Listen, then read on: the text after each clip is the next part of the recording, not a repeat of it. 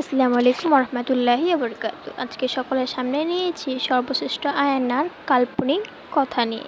তোমরা চোখ বন্ধ করে শোনো, মনে হবে যে তুমি ওটার মধ্যে আছো।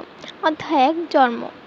রাত তখন ঘন অন্ধকার, আকাশে চাঁদ নেই, তারা নেই, সবকিছু অদ্ভুত এক নীরবতায় ঢাকা। হঠাৎ করে সমুদ্রের বুক ফেটে উঠল এক অদ্ভুত আলো তরঙ্গ, যেন ফিসফিস করে কিছু বলছিল। সে হাসছে, সে আসছে।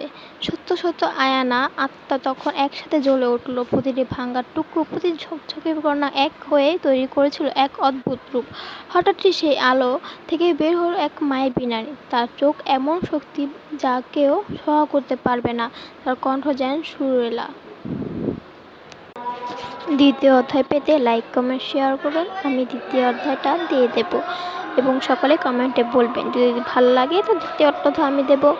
আর কমেন্টে বলবেন যে আমাকে দ্বিতীয় অধ্যায়